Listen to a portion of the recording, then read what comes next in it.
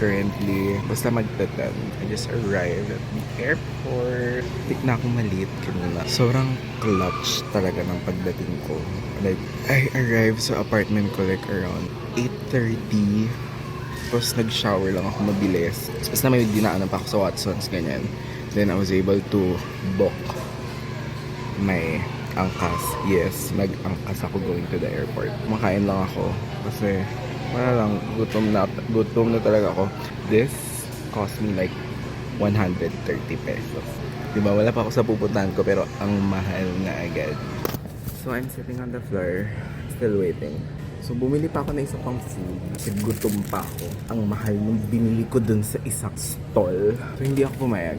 I don't know if it's like, you know, good or dumb decision to buy another food to make yourself feel na naisahan ko yung sistema, but no, I literally did not. Ay shit, sistema talaga yung nakaisa sa akin. Apparently may 7-Eleven na dito sa punta lang kayo sa dulong-dulo. Hindi ko siya i-gate-gate para hindi kayo gumas na malaki. Huwag niyo akong gayahin. I haven't told you guys, pero I'm going to Siargao, the United States of Siargao. Actually booked this flight way back March. Like, the flight is going to be on September pa. Upon double checking with myself, I feel like August is like the pinakamaluwag na month for me. Finish ko na yung August, so I need to rebook this freaking flight exactly on my birthday week. Excited ako for this trip because this is my first time flying alone. So yun, excited ako na kinakabahan kasi baka maiwan ako ng flight. Like, ever since I booked this flight, my only fear is maiwan ako ng flight. Sana di maiwan! Kundi intro lang tong mangyayari sa vlog na to. Tapos 3-minute snow cuts. Yeah! I just arrived Cebu. Agad mag-flight ng alas 12. Gusto kong matulog right now. Next flight is at 5 a.m. So, ang bigat pa ng mga dala ko. I'll just find my way around. So, my flight is at 5 a.m. And currently, it's 2. Parang pinaparusahan ko yung sarili ko. TBH. Parang ayoko lang mabuhay. Parang ganun yung nangyayari. Yun yung mga struggles ko right now.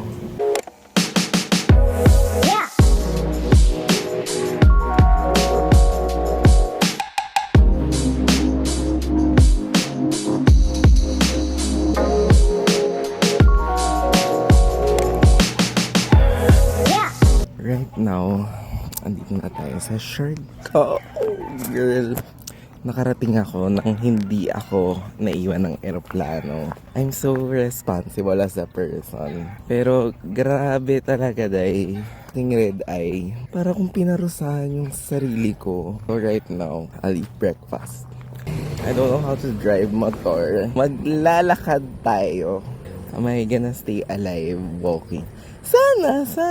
Sana hindi paglalakad ang katapusan ng buhay ko. Kasi tignan mo sila, oh. Ang saya ng buhay nila. Ayun, oh. Motor-motor lang si ate. Ayan, motor-motor lang sila. Tapos, ito, naglalakad. Hindi marunong mag-drive ng motor.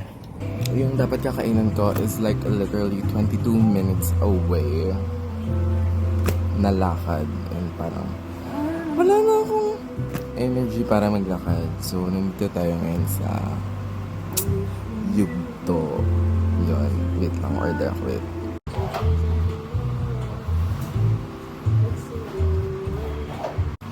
So, yan. Kiri naman siya. Nararamdaman ko na talaga ang kung ano mang inflation ng meron dito sa Siargao. Okay, later magkakarinderya na lang ako. Gusto ko.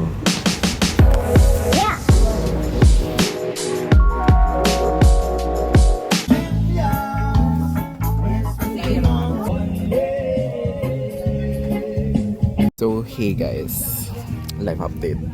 So, nandito ako sa north part ng Siargao. TBH, I don't know where I am. Sumama lang ako dun sa friend ko. Tapos, literally like wala pa ata akong 1 hour or 2 hours.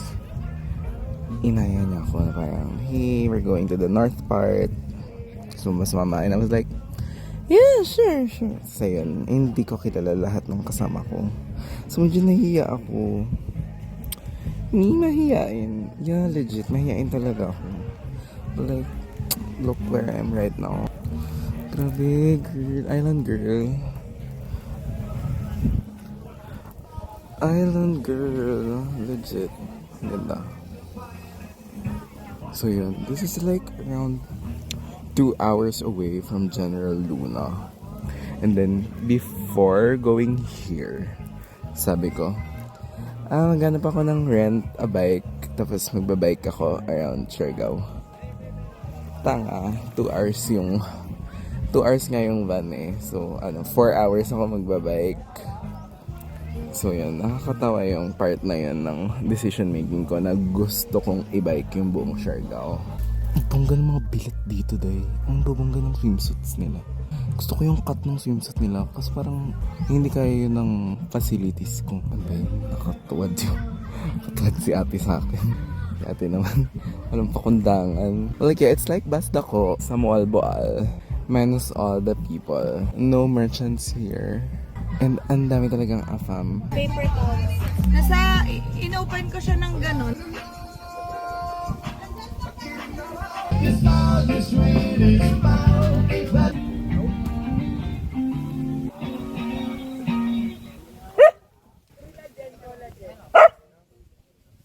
Uy, birthday din ni Cesar! Happy birthday, Cesar! Hey!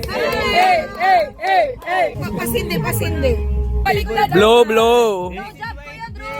Meron Sa kayo Friday sa birthday. happy Here you go. birthday. Leo. Naiiyak na!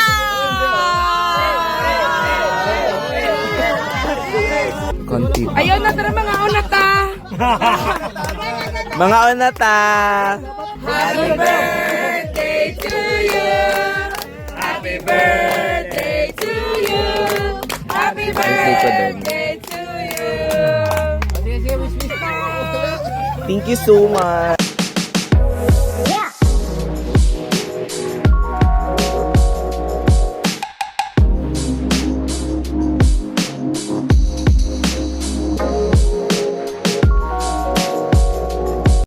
So hey guys, it's my second day here and I decided to walk around. Currently walking. Kasi wala lang, bakit hindi? So it's currently 7:20 AM.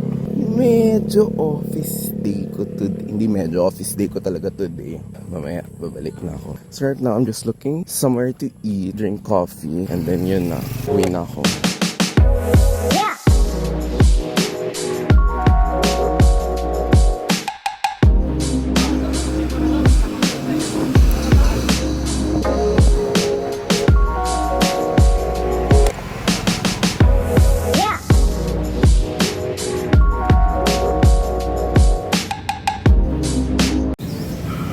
So hey guys, nandito tayo ngayon sa Corbada na sa mga patok na kainan dito sa Siargao. As you can see, basang-basa ako ng pawis kasi nag-bike lang ako para today.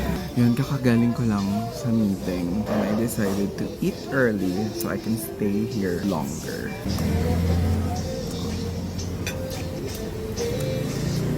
Sarap naman. So this is what I'm eating. Diba? Mukha naman siyang masarap. So yeah.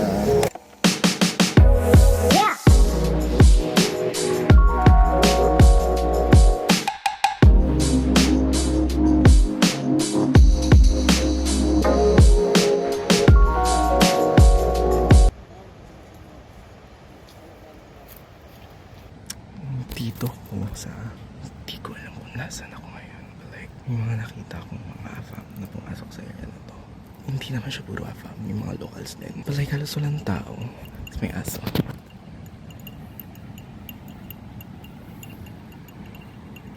Nasa kalagitnaan ako ng kung saan man. So, I rented a bike. Hindi ako marunong magmotor. So, kada stopover ko, pagod na pagod ako. Ayun yung bike.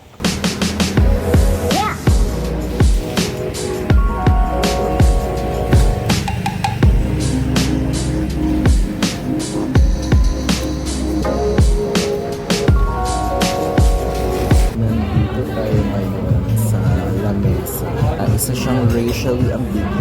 restaurant.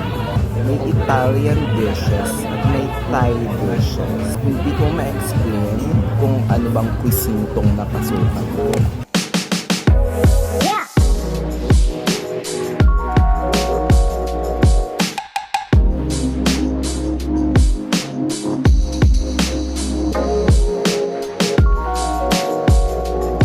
Posa na pica se tinha bebida, ela posa na pica se tinha.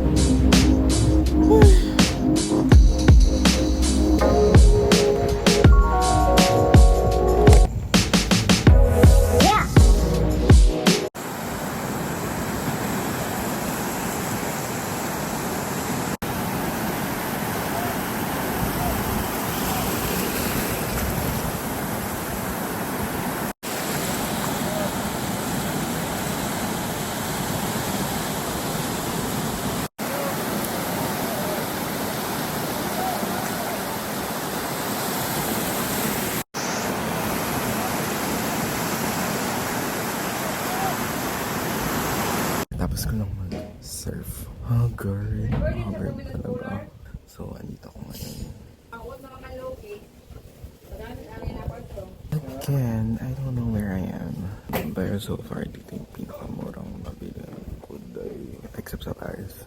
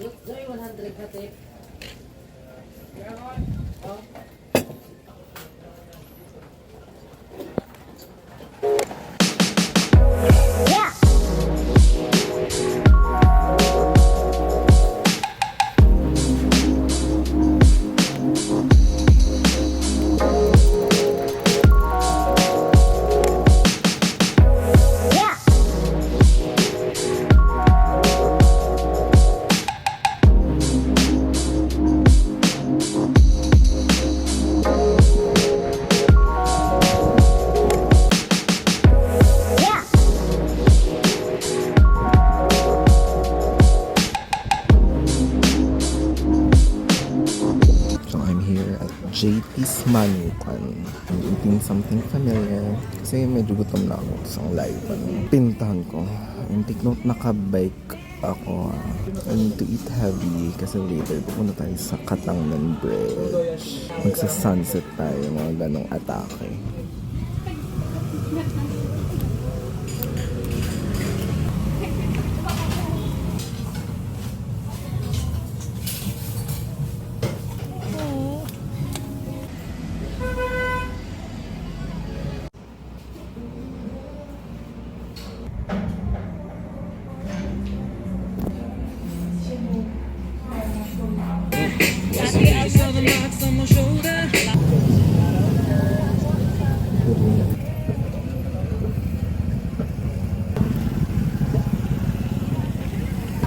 I'm here right now sa Katangnan Bridge. I'm eating this parang spicy chicken. So, order ako ng sisig tuna. Tapos, dalawa kasi yung tinitingnan ni Kuya. Parang spicy chicken tsaka sisig tuna. Siyempre, alam nga naman I buy two. But like, I wanna try both. So, I asked parang, Kuya, pwede ba dalawa yung ulam? Wala kasing sinaserve na dalawa yung laman. So, it's either spicy chicken or sisig tuna lang. So, yun, nilagyan niya ng chicken just for me to try. One of the downside of like traveling alone, you can try a lot of things. It's a little bit expensive. You know, these kind of moments, if you're like, maybe traveling alone is fun. You have like lots of confidence.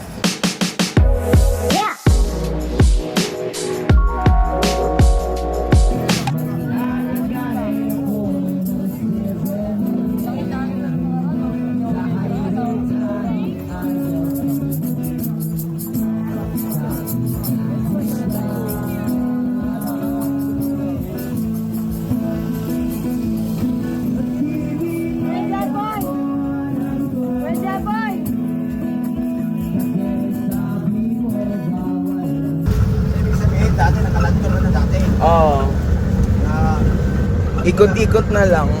Party ka ngayon, sir. Pinabro. Ano? Pinabro ngayon, di ba? Oo. Gusto yan eh. Siyempre, baka naman balik mo nakalisado na yung mga party dito. Di, nung una, di ako masyado nakalabas.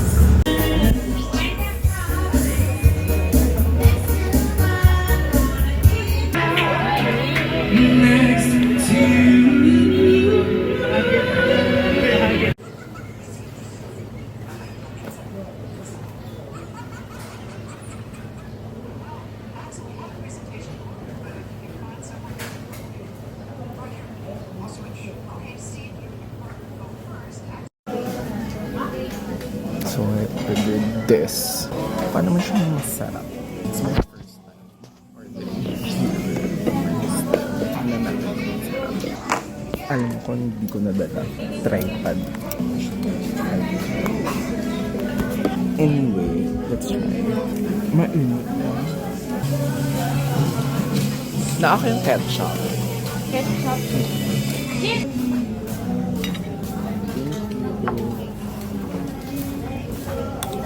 Actually, today is Friday, August 22. Nothing really much happened. I just literally work here in my hostel. As in, dito lang ako the whole day. And today is my birthday. I don't really expect so much about my birthday. I am genuinely happy celebrating my birthday alone in Siargao. Ayun, I'm just happy.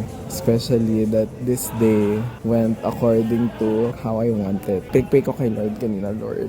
Minsan lang ako hindi mag-wish ng your will. Pero sana for this day, everything goes according to what I want, how I want the day happen. So, everything went well today. Thank you, Lord. And then also, every year, kada birthday ko, I always wait for, yung mga repost ng mga tao. I love seeing those. And then, I just realized right now why I love seeing those. Because I love to see the people's perspective of me.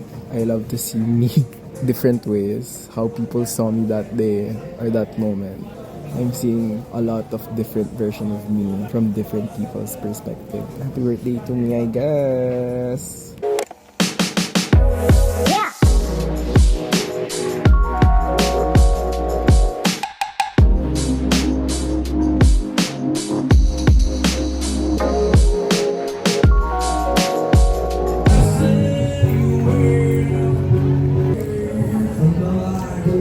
So, hindi ko pa alam magkano to.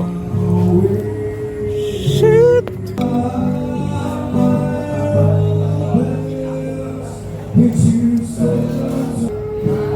Nagpapahawa siya, girl.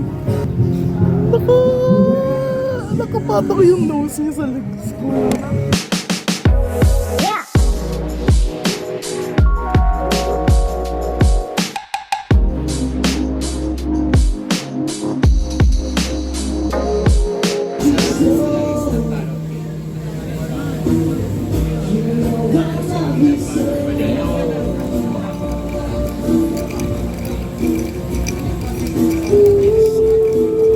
In fairness naman pala, masarap naman yung mga pagkain.